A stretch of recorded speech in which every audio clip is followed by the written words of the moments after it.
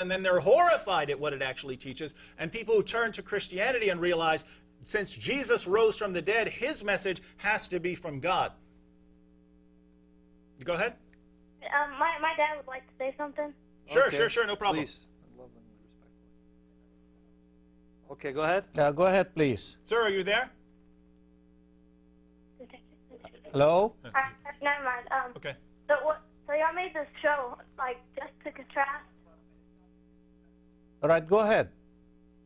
Did you make this whole show, this whole, like, TV, did you make it all, like, to just contrast between Christians and Muslims?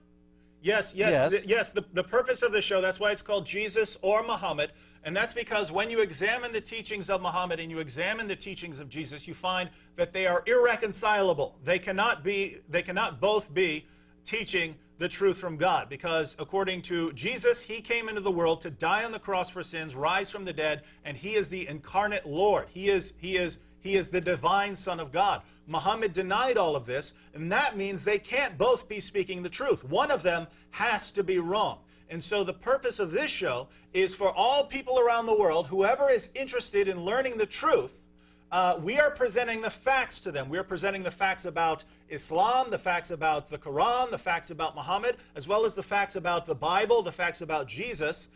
We are presenting the facts about both religions so that people, instead of just believing what they're taught to believe, instead of just believing what their parents tell them or what their mosque or their church tells them, we want people to base their beliefs upon the evidence. And so we present the evidence for that. We can't control people, what they're going to do with the evidence, but we want to make sure that people know the evidence, because what we find so often, as in the case with Omar, if you were watching, you saw Omar, almost everything he believed about Christianity and almost everything he believed about Islam was totally wrong. Not wrong from our opinion, factually wrong. We can point to sources documenting that he's wrong. For instance, when he said the Quran has been perfectly preserved. Well, according to all of his Muslim sources, the Quran hasn't been perfectly preserved. So the purpose of this show is to present people with facts and information so that they can make the correct conclusion rather than just believing what they're taught to believe.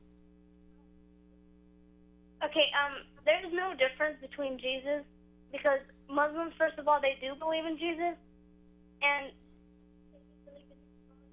they do believe in his cause. Well, I have to disagree, because when we go back historically, again, not just whatever we want to believe about Jesus, when we go to his followers and what they claimed that he said, we find that Jesus claimed to be the divine Son of God. So he is not just some random person. He is the incarnate Lord. He is Lord. He is the divine Son of God. That's what Jesus said about himself, and this is why people wanted him killed. So this Jesus said he is going to die on the cross for sins. He's going to be the sacrifice for sins, and that he's going to rise from the dead. Then he rose from the dead, proving that what he said about himself is true. Now we turn to Muhammad, and Muhammad said, no, that never happened. And Muslims say, we believe in Jesus. No, you don't. That's like me saying, I believe in Muhammad. I don't believe what you believe about Muhammad. I believe he was a false prophet. I believe he did all kinds of things that I cannot consent to as a Christian. I believe that he existed. I believe that he was a person. Does this mean that I believe in Muhammad? No, I don't believe in Muhammad. Similarly, Muslims believe not in the true Jesus, not in the Jesus that actually came into the world. Muslims believe in a Jesus who spoke in the cradle, which the true Jesus never did. They believe in a Jesus who never died on the cross, which the true Jesus did. They believe in a Jesus who never claimed to be divine. That's something that Jesus, the real Jesus, did. And so when you claim that you believe in Jesus, you're not believing in the true Jesus. You're believing in a fictional, mythological Jesus that Muhammad preached. Now what we want to do on this show is show you what you believe about Jesus is false. We want you to believe in the true Jesus, not some false Jesus that you've been presented with. But go ahead. Okay, you want us to believe in the real Jesus and leave Islam and leave Muhammad. Is that what you're trying to say? Absolutely. Yeah, so, okay, is this taking place in America? What's that? What about America? Is this taking place in America? Yes. Taking place in Muslim countries and Canada. I believe in freedom of speech, but you should give respect. We should give respect? Yes, you should really give respect. We are. We're speaking respectfully right now. What do you mean? Are you saying that we shouldn't try and show other people that their beliefs are false? Now, whenever you were So Omar, you just said mystical beliefs. Mm-hmm. That's not respect. Okay, well, I have to disagree with you, but listen, assuming what you're saying is true, you're saying that it's wrong to criticize people for their beliefs. I would encourage you to read Surah 9, verse 30. In fact, I'll include the verse before it after I read 30. Verse 30 of chapter 9 of the Quran says, and the Jews say, Uzair is the son of Allah. And the Christians say, the Messiah is the son of Allah. These are the words of their mouths. They imitate the saying of those who disbelieved before. May Allah destroy them. Destroy who? Destroy the Jews and the Christians because of our beliefs, how they are turned away. In fact, the verse just before this, Surah 9:29, commands Muslims to fight Jews and Christians because we reject the religion of truth, which it claims is Islam.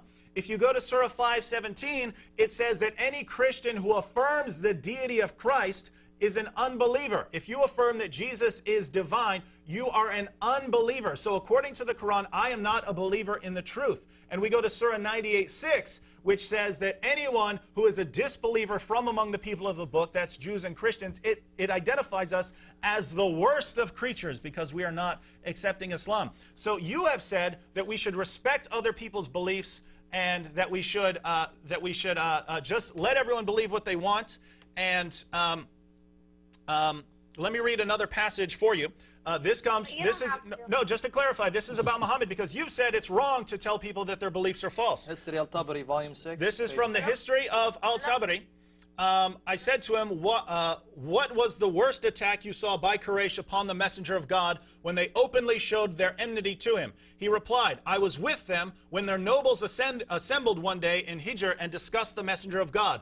They said, this is what the people during the time of Muhammad said about him. They said, we have never seen the like of what we have endured from this man. He has derided our traditional values, abused our forefathers, reviled our religion, caused division among us, and insulted our gods. We have endured a great deal from him. Now, this is important because you just said it is wrong. It's wrong of us to criticize other people's religion, to say that their beliefs are false. And yet, what did Muhammad do? He derided the values of the pagans. He abused their forefathers. He reviled their religion. He caused division among them. And he insulted their gods. So, my friend, if you're saying that it's wrong to do all of this, do you now reject Muhammad because he was immoral and a false prophet? Okay, if you say that Muhammad is wrong, then why is Jesus gonna, whenever he comes, why? No. No, you said Muhammad was wrong. And pray. No, you said Muhammad was wrong. You said, no, listen, because you missed the point. You're saying, if you're saying Muhammad was wrong, I'm pointing out that you just said Muhammad was wrong. You said it's wrong to criticize people's beliefs, and Muhammad, both in the Quran and in his daily life in Mecca, constantly criticized the beliefs. He condemned the beliefs of the pagans, he condemned the beliefs of the Jews, he condemned the beliefs of the Christians, not all the beliefs of the Jews and Christians, but many of the beliefs of the Jews and Christians, such as the Christian belief in the deity of Christ and Jesus' death on the cross.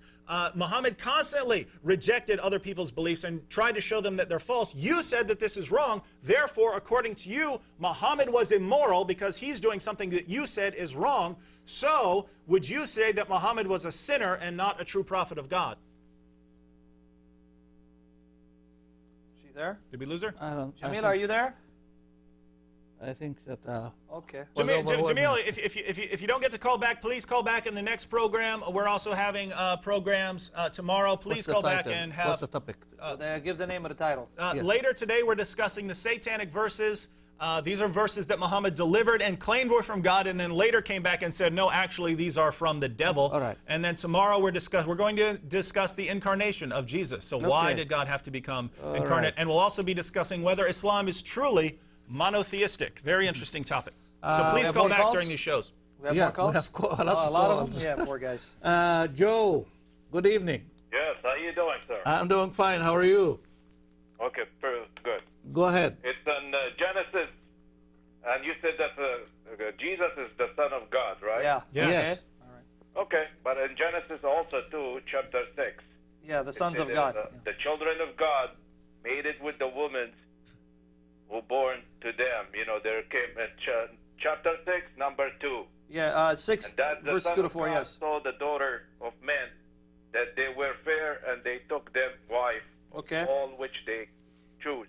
All right. Then also number 4, there were giants in the earth in these days, and also after that, when the Son of God came into that Yeah, okay. daughter of men. And also in Job, also they said that Job, I'll give you all the references to the sons of God. Job chapter 1, verse 6. Job chapter 2, verse 1. Job And they 38, said verse that the 7. children- Job, please, let me finish my point. Job chapter 2, verse 1. Job 38, verse 7. Psalm 89, verses 6 to 8. Psalm chapter 2, verse 7. We know there are references to sons of God. Get to your point, because I know where you're going with this. Don't bombard me with 20 verses where it talks about sons of God. Luke 3:38, Adam's a son of God. What's your point so we can address it? We don't have much time. the only child of God. What was that? I couldn't hear you. I said that Jesus is not the only child of God. If you read the New Testament, children for God. okay, let me address that point, Joe. Like I was going to say, Pastor Joe. Let me address the point. If you read what the New Testament says, go to John chapter 1, verse 14. John chapter 1, verse 18. I'm going to give you the references, and I'm going to tell you why they're important. John chapter 3, verse 16. John 3, verse 18. And then 1 John chapter 4, verse 9. There, Jesus is called the unique Son of God, the only Son of His kind. The Greek word monogenes, the New Testament's not written in English, it's written in Greek. Monogenes means the only Son of His kind. No Christian denies that God has sons. What we say on the basis of the New Testament, as well as the Old Testament, that Jesus is the unique Son because there is no other Son like Him. And if you want to ask me what makes Him unique, we can discuss that. So no one ever said that Jesus is the only Son, period. He's the only Son of His kind, even though there are other sons. None of them are like Him because He's separate from the rest for various reasons. If you want me to discuss the reasons, ask me. He have more children. No, look, you completely missed the point. Lots of people can be called children of God. I'm a child of God. Sam is a child of God. We're children of God. What we're saying is that we're not children of God in the same sense as Jesus. Exactly. Jesus is the Son of God in the sense that he is a member of the Trinity, Father, Son, and Holy Spirit. Jesus is a Son of God in a unique sense. I'm a child of God in a completely different sense, in the sense that I'm created by God and that I am redeemed by God and therefore a child of God. We're saying that's not what we mean when we say Jesus is the Son of God, and that's not what Jesus meant when He claimed to be the Son of God. Jesus Himself claimed to be the unique Son of God, and the people of His time understood that He was claiming to be the unique Son of God. For instance, Matthew 11:27, where Jesus says, all things have been handed over to me by my Father, identifying God as His own Father.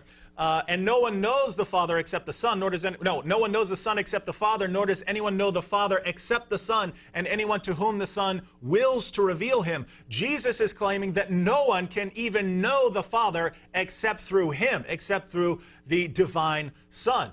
And it's interesting, even the Jews of Jesus' time wanted to kill Him because they understood what He was saying. The reason, if you want to know why Jesus was killed, it's because He was upsetting the Jews by claiming to be the unique Son of God. This is, if you want, because as a Muslim you don't believe Jesus was killed, but you believe people wanted to kill Him because they tried to kill someone and God tricked them and made them think that someone was Jesus and then killed someone else. But even according to you, people wanted to kill Jesus. Why?